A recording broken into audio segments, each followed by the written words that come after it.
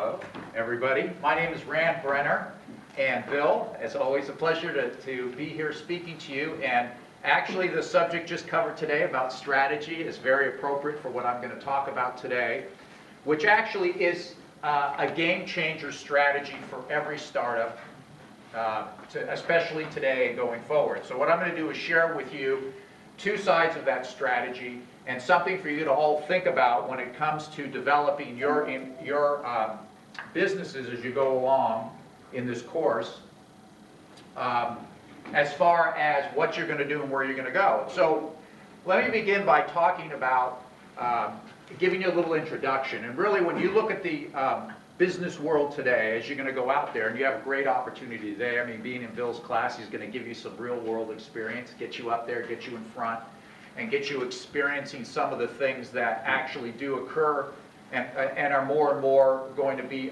an important part of what you do.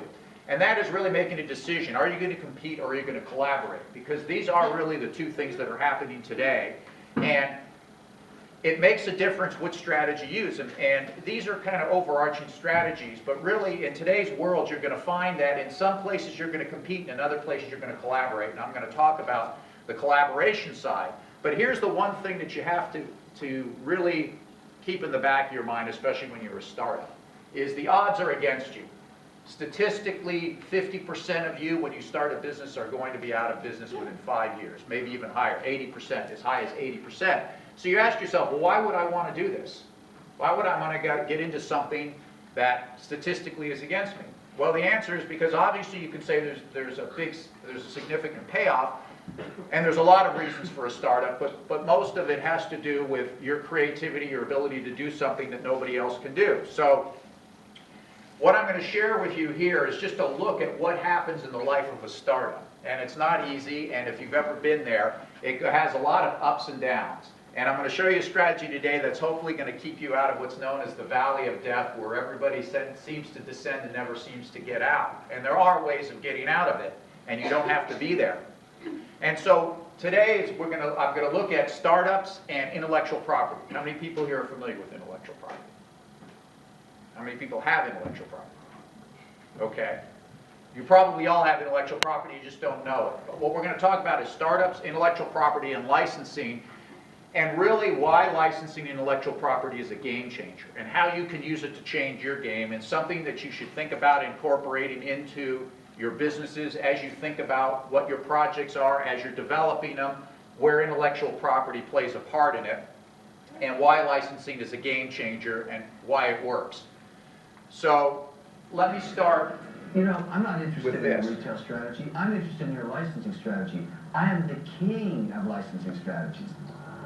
If you want to become the standard, as Mark said earlier, change the game. You've got to grow very quickly, and you've got to get the top 3 guys to license this from you, and that's where I'm going to come in really handy. Everybody recognize that guy? Mr. Wonderful. Mr. Wonderful. But you've seen it. How many are familiar with Shark Tank? You've seen that show. Licensing is something that comes up a lot. This guy talks about licensing, and it's so true that licensing is becoming a part of every business today. Big companies, small companies all around the world, licensing's a huge business, and it's a strategy that you can put inside your toolkit of what you're working on today. And when you talked about competitive advantage and things like that, I'll touch on that. But let me step back for a moment and give you a little bit of history on how I got my start. I got into the world of intellectual property and licensing by accident. Say, how did that happen? Well, basically it was back, and I'm dating myself, but this was back in the late 80s. And at that time, a movie studio, Warner Brothers, was looking for people to come in because they had a movie that they were producing and they didn't think that it was going to make any money, and it was called Batman. Anybody seen the Batman franchises? Anybody seen the first movie with Jack Nicholson and Michael Keaton when they restarted it? Well, believe it or not, back then when they had that movie, they didn't think anybody was going to be interested in it. So they had brought out a company that they owned in New York, and it's called Licensing Corporation of America. And at that time, most studios didn't think anything of licensing. That's the merchandise on the back end. How many of you have probably had a lot of these toys and games and everything that you've grown up with, Star Wars, things like that? Well, believe it or not, there was a time when the studio saw no value in any of that. And when I started in the business, I had been in the advertising business. An associate that I've been working with had gone over there. I got a call one day and said, would you be interested in coming over to the movie studio and, you know, working in the world of licensing? Movies, sure, why not? Let's go over and do that. And I went over there, and at that time it was basically a desk and a phone and a meeting that said, we have this movie, we don't think it's going to make any money, we promised the producers it's going to make money, so go and find some companies who will get a license and produce some products around this movie. Fine, I said sure, be happy to do it. And then of course, as I sat down, the first thing I asked them is, what is licensing and what am I supposed to be doing? Nobody, the industry literally didn't exist in those days. It was people that were coming in from all over. So what happened is, I got on the phone, started calling, and literally what was going on in those days is small companies, startup companies, that were either too smart or too dumb, came in and were willing to give us $5,000 or $10,000 for the rights to get and make products, t-shirts, hats, shorts, all the wonderful stuff that you get out there. Couldn't get a major toy company to license it. First guy that got the toys worked out of his garage and started producing Batman toys. Fast forward 9 months later, like a bat out of hell, the movie came out, skyrocketed, suddenly everybody was clamoring for products.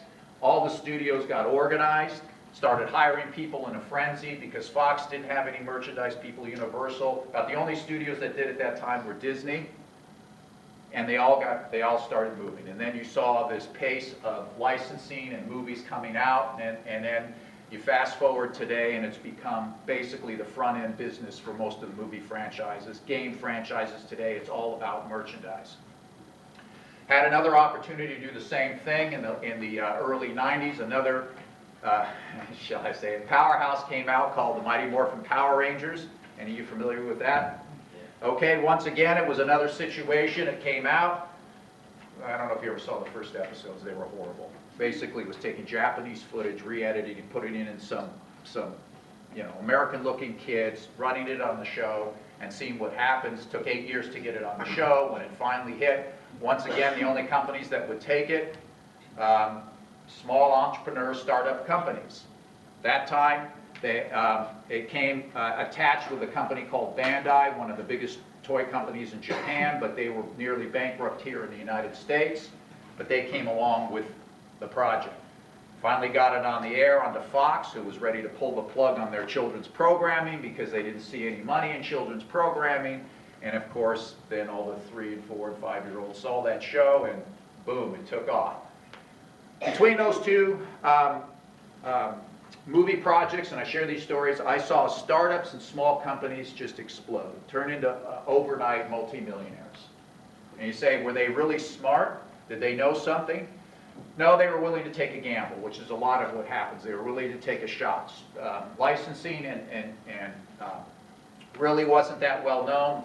People really didn't understand it, but it turned into a multi-million-dollar, hundreds of million-dollar business that's now one of the primary ways that studios make their money. But it's not just studios. I share those stories with you because obviously they're very visible. A lot of people can relate to movies. You probably even have bought some of the merch. Anybody buy the Batman or Power Rangers merchandise? Play with the toys? Nobody here got any Batman merchandise or Power Ranger toys? Oh, gosh. One? Okay, well, somebody. Thank you for supporting my lifestyle. So that's how I got my start. So let me ask you a question. What do these startups have in common? Because these were all startups at one point. Microsoft, Genentech, Gatorade. Anybody like Gatorade? Netscape. What do they all have in common? What? They all success. They were all successes, true, but what do they all have in common that helped make them a Brand name. success? Brand name, What? famous brand name.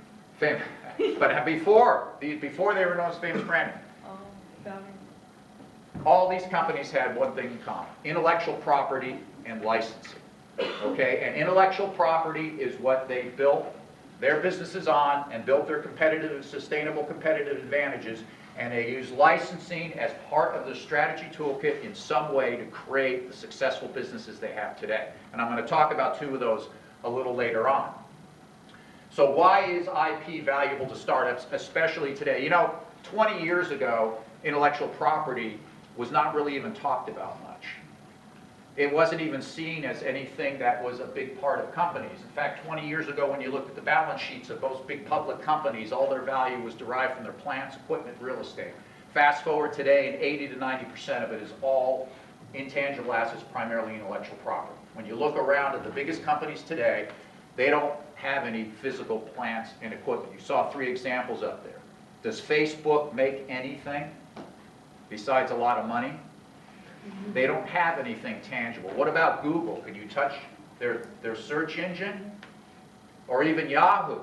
Say, well, why are these companies some of the most valuable companies today? The answer is it's because of their intellectual property and what they do with licensing. So today, when you think about your companies, today you're going to find startups with intellectual property have higher valuations, they grow faster, they're more likely to succeed, more investors are interested in them. Now, let me ask you a question. With intellectual property, does everybody understand what intellectual property is?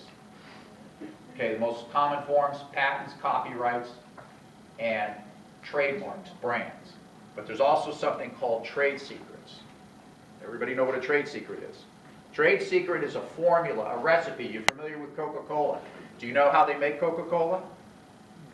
No. Do you know what goes into Coca-Cola? Other than a lot of sugar and syrup? No. How about Kentucky Fried Chicken? They make billions of dollars. You know what goes in there? How about the Google algorithm? You know how that works? Other than you can use it and it finds everything for you? No, it's called a source code. All right? You had the example up there of Amazon. You know how you go through Amazon, you don't have to re-enter your information anymore, you just go click, instantly bought, and the next day it arrives at your house? Okay? That's a patented technology, a process of storing your information on your click. Those are examples of trade secrets, something that you keep confidential. And that confidential information is some of the most valuable intellectual property that's out there today. In fact, a lot of technologies today, including Facebook and a lot of these social media companies, it's predominantly trade secrets, what they do behind the scenes. The reason they don't patent them is because if you patent something, it becomes public information. And just a quick lesson on patents, when you apply for a patent and you're issued a patent, part of the requirements of a patent are you have to tell people exactly how they can do what it is you're patenting. They have to be able to replicate it. And you have to ask yourself, well, why do I don't want to disclose that? They're going to be able to copy me. In return, the patent office will grant you a patent for 20 years that says you're the only one that has the right. Let me rephrase that. It gives you the right to sue somebody if they use it without your permission. Okay? I don't want to get too heavy into that, but I want you to understand. So intellectual property is part of just about every startup today. Your business plans, your marketing plans, your sales, okay? Your websites, your graphics, your designs, everything is intellectual property. And part of your competitive advantage and what you do with it is how you use it. So is licensing a game changer? So let me tell you a story. Do you recognize that guy? Who is he? Okay. Well, how did he build the world's largest and most profitable software company? Anybody have an idea? Well, he was a startup struggling just like any startup here. So he came up with an idea. He went to IBM, who at that time was coming up with these personal computers, and said, you don't have an operating system that anybody likes to use. It's too complicated. How about if I create it for you? So he did licensing in 2 ways. One, he found a programmer up in Washington area who had a source code that he licensed from them, rewrote and licensed to IBM. Then after they licensed, went back and bought that out from the developer up in Washington and cut a deal with IBM. He said, look, I'll license you this operating system and you put it in every one of the computers you sell around the world. In return, I want to carve out one right. That right is I want to be able to package the software up and sell it under the Windows brand. So now what he did is every time IBM out, this huge company, they had all this distribution, marketing, sales, promotions, all the stuff they did to promote their computers, guess what they promoted along with it? What's inside? The Windows operating system. So now Bill went from having no money, no resources, no way of reaching out to promoting, to having hundreds of millions of dollars of promotion behind his operating system. Then a number of years later, the contract was over. At that point in time, Windows dominated the market. That's how Bill built his business, on his intellectual property and licensing it to IBM and carving out a piece. Okay, and that's the same thing you can do. When you have intellectual property, there's many ways you can use it. Licensing lets you partner up with other companies. It's a way of getting resources. Is that clear? Does anybody have any questions on it? Is that an exciting story? Would you like to be Bill? You bet. So, when you look at licensing, I'll talk about just two overall strategies. There's licensing out and licensing in. In this case, Bill used licensing out. That's where he took a piece of his IP. Think about your IP, it's like a pie. You can slice it off, slice pieces off. And he licensed out a piece to IBM and for a certain period of time. Okay? And there's many ways you can do that, but oftentimes if you are looking for a partner to help you build a market like Bill did, you can license out the rights. And you can ride on the coattails behind them. Okay? If you need some development work, maybe you're developing a new drug, you've got it to a certain point, but you need bigger labs, more educated scientists, whatever. You can also use licensing out as a way to work in developing with a larger company. Pharmaceutical companies do this. There's many ways to use it. The other way you can use licensing is if you're a startup, and I'm going to talk about this in a minute, is you can get somebody else's IP, a market-ready IP. Right? For example, here at UCI, you're one of the top 10 research universities in the country. What's developed here is a tremendous amount, hundreds of millions of dollars of intellectual property is developed through the sciences department, the engineering department, and all of that comes through what's called federal grants, and all of that goes into a technology transfer department that licenses it out, especially to startups and entrepreneurs, to use that technology to go into the market. And the advantage of that is because it's already been researched and tested, and it's ready to go, and you don't have to do something from the ground up. Because one of the most challenging things is if you have to develop something from the ground up, you have a lot of risk, right? You've got to figure out what it is, then figure out if somebody will buy it, then figure out how to build it, then figure out how to sell it, and then hope it makes some money. Well, you can license in a tested technology that's already been proven. That's going to save you a lot of that risk and let you focus your startup resources on marketing and selling it. I'll talk about that a little bit more. In fact, licensing in is a game changer. Do you recognize those two guys? Sergey and Larry. They're pretty successful, wouldn't you say? So how did Sergey and Larry become so successful? Well, just like you, they were sitting at Stanford University. They were engineering students, and they were working at that time on algorithms for the internet based on search. And they worked on it as they went into their PhD programs, and after they completed, in fact, I'm not even sure if they completed it, they decided to leave the university and license the technology that they had been developing there from Stanford University. Google didn't own its underlying algorithm. Stanford University did. So they licensed it and they set up Google, and you pretty much know what happened to Google.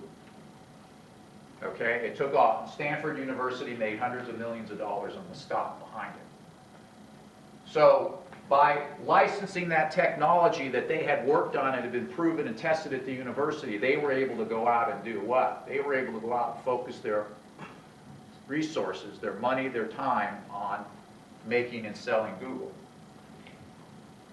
So licensing, how it works, as I said, it's pretty straightforward. It's a process. You have an IP, and you're going to let other people use it, and you're going to get paid for them using it, but you get to continue to own it. Okay? It's pretty straightforward. That's how it works. It's like a piece of property. Think of it this way. When you own an apartment building, a condo, or a home, you own it and you want to rent it to somebody else. You rent it to them for months or a year at a time. They pay you a monthly rental or lease, but you still own the property. You can still sell it or change it or do whatever you want with it. Same thing exists with licensing your intellectual property. And the thing to keep in mind, there's a difference between licensing and selling, okay? When you sell, you're selling it to one customer at a time through or a single distribution channel. You're constantly having to sell. With licensing, if you license out for royalties to one or more partners, basically you're letting multiple partners, multiple customers, multiple markets simultaneously use your IP. So instead of selling to one customer, I'll give you the example, going back to the movies. In the movie industry, like the movie Batman, there was probably several hundred different companies manufacturing thousands of products all around that movie. So what was happening is instead of selling one movie ticket at a time, they were now selling thousands of products simultaneously in markets all around the world. So you can imagine how that magnifies the revenues very quickly.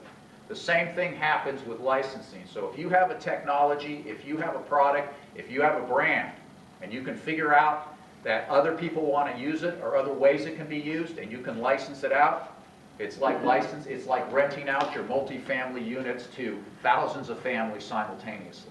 You're generating recurring revenue from everything that they sell, as opposed to generating revenue from the one thing that you sell. And like anything else, just like you're developing your startup, it's a process, so you have to keep it going. Licensing doesn't just stop. Once you get one deal in place, you have to manage the deal, you have to keep it going, and it's based on an agreement. It's called a license agreement. That spells out everything that goes on in the deal. It's a performance-based deal. Just like you have a renter, somebody that leases that agrees to pay you rent, the same thing with a license. You say you have the rights to use this, you'll do this, we'll do this. If you don't do this, the deal's going to be over, you're going to pay me so much money. That's what it is.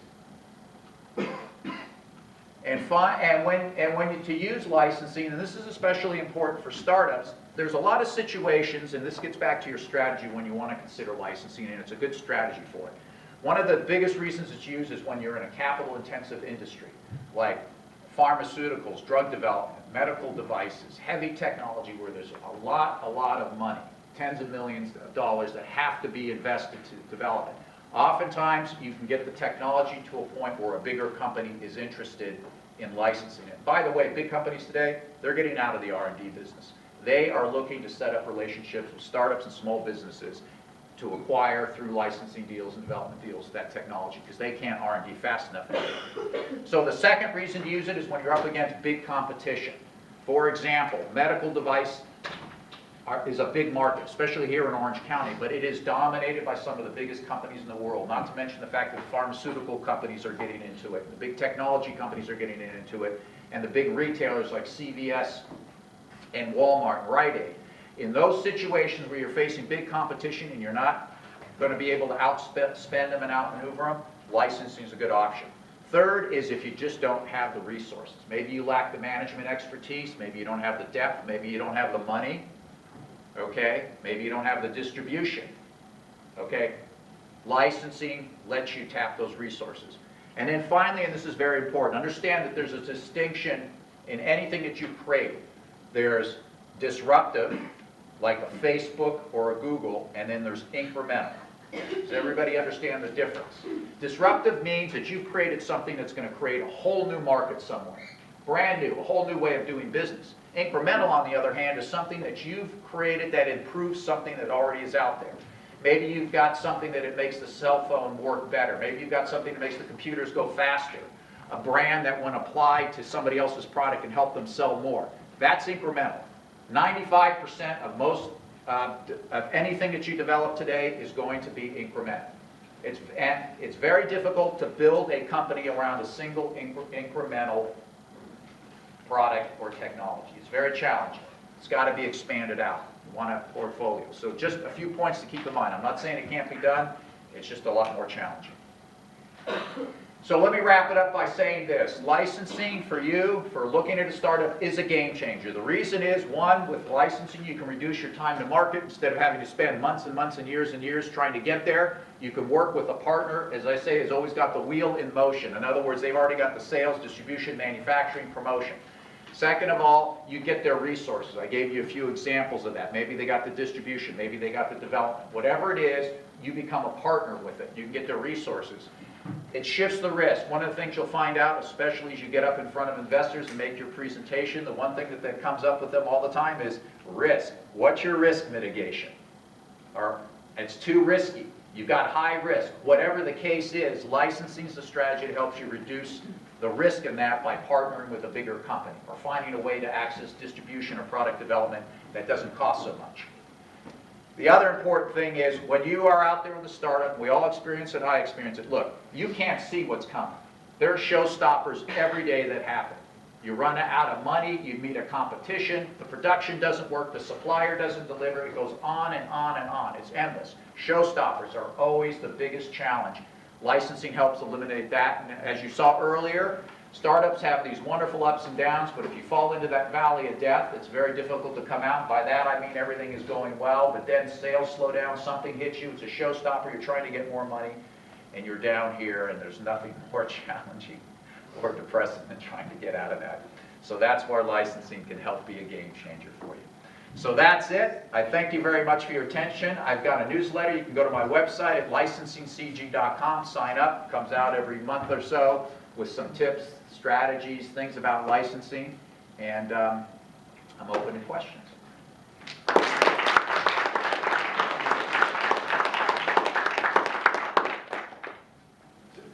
So if you're like a small technology company and you're licensing to like these big firms like Google and whatnot, do you run into problems with like exclusive licensing where you can't then go after other markets in a sense? Good question. They will, well, in a lot of cases, you know, exclusivity is great for the person that's licensing it from you, but you, as the IP owner, may not want to give total exclusivity, and you can do both. In some cases, they may want exclusive to a certain segment of the market, leaving you open to do something else. Other times, they may want exclusivity to everything. Be careful with exclusivity. It's tripped up a lot of startups who give away the house because they think this is the way to go without really thinking about where they're going to be down the road. Okay? Yes, sir. So in regards to like blockchain technology and hyperledgers, if you notice the trends, they're doing a lot more patents in these kind of Yes. technologies. Why are they not doing licensing if they're trying, if they could, like, and I guess my question is, would it be better to like gild out such of the market by either patent or licensing these blockchain technologies? For a lot of them, they are. I mean, right now, everybody is in a race. I mean, one of the things that's going on with technologies and patents today is it's a race. What they're wanting to do is secure real estate. That's the first thing they're doing. And then they figure out what to do. If you want to know where the market is going today, if you want to know what's coming down the pike 3 and 4 years from now, go look at the patent databases for a specific industry. In this case, for blockchain, everybody is trying to figure out the technologies to stake the real estate. Then they're trying to figure out what to do with it. Licensing is becoming part of that, but they're just now trying to figure out what to do with it. In a lot of cases, they get a lot of patents for a lot of things that they're not sure yet. They just know that we've got to get a blockchain patent somehow, because otherwise we're going to be shut out of the market. Yeah, because the majority of the time it's like open source coding, like GitHub and stuff Right. like that. So it's like, Right, and most of it will be open source, because that's just the nature of the technology development, because the people that work on it are very specialized right now. So, I mean, if you patent a technology but you can't find anybody to help you build it, then you can't do much with it. So it's very challenging, but at the same time, I can tell you that companies are literally an arms race to get patents around this stuff. Anybody else? Yes, sir. Throughout the entire presentation, you talked about like the benefits of licensing, but with that, like there's always two sides to everything. Sure. In the scenario of a startup, there's those startups that will not go the licensing route. Why do you think? Like, what are the negatives, the main concerns for licensing? If there are Well, that's a good question. There are some negatives. One of the first is not doing the deal the right way, giving away the farm, okay? Doing a broad exclusive without thinking about it. Second negative downside to it is startups that get in a desperation system. They've run out of money. They've got this technology, they need to do something, so they'll rush in and do a deal. Again, they're going to get caught in a bad situation because they're not going to be able to negotiate. Third is, you could wind up with a bad partner. Okay, if you wind up with a bad partner, then you've got a bad problem, because litigation is not a good way to get out. Okay? Probably the biggest issue why a lot of startups don't license that I found in my experience is just ego. They want to do it themselves, okay? And I talk to companies all the time. Why? Well, we're going to build it ourselves, but you have application to other markets. Well, we're going to start with this market and then go to that market. Understand this, technology does not, you don't have the window that you used to have anymore with technology. It's shrunk, where it used to be able to last 3 to 5 years, maybe 18 months. Somebody is out there developing something else that's moving very quickly. That's the first thing. Second thing, 15 years ago, the U.S. was the only real player in the intellectual property. We had the best intellectual property laws, the infrastructure, everything else. Fast forward, that's changed. China's in the game, India's in the game, every country in Southeast Asia, South America is in the game. So now you've got inventors, technologies, and developments coming at you from all around the world. You got a lot of competition. You don't have time to wait. Today, it's the fastest to market's going to win the game. That's where licensing can really be a big play for you. Was that? Yeah, I'll do. Okay. Anybody else? With so many startups, like you said, like not everyone makes it. Right. So when should a startup know it's right time to license? And how do they go about doing it? Because obviously it's gonna be really competitive. Right. For a big company such as Google, why would they license a startup? Because they can't innovate fast enough. Give you an example. Google and a number of other companies last year opened up this competition that said, send us your patents. If we like them, we'll buy them from you. You say, why would they do that? Because they're trying to scoop up patents today for technologies because it's moving too quickly. So if you're a startup, the best advice I can have is don't try to build an entire company. Focus on your technology. Get enough money that you can build it, test it, prove it, validate it. And if it's a big market, then take it out to the companies that are out there. Today, every major corporation today in every industry is set up corporate venture funds and incubators. Why are they doing this? Because they're trying to make a connection with the startup community to get a hold of those technologies. The market is moving so fast that the only companies that can do it today at any speed, at any clip of speed, are the startups, because they're a lot nimbler and they can move faster and do it a lot less costly than they can. In that case, is it better, say you do have a great idea, you license it out to a company like I said Google, or would you wait and become big? But the question is, can you afford to wait? Because you've got to remember, you've got to raise money, which is going to take time. You got to develop it. You got to get it in the market. So 5, 6 years, 7 years. You got to remember. Here's an example. I'm working on one deal with a client. They've got a technology goes inside the toothbrush, blue light technology. They could build their company, and maybe they could get up to $10 million in 4 or 5 years. We're talking to a pharmaceutical company right now that can take that technology and in 2 years dump it into their pipeline and sell it at $100 million. That's the difference. Just curious, is it because they're trying to connect with the Internet of Things, like data on your toothbrush? Yeah, well, that's where it's going, but it's a new innovation that goes into it that will allow them to do Yeah, that. so that's actually leads me to my next question, where it's, you mentioned that we all have some type of IP, which is connected to our data. How would you license individual data, or would it be more of the company's licensing for all their consumers within that market?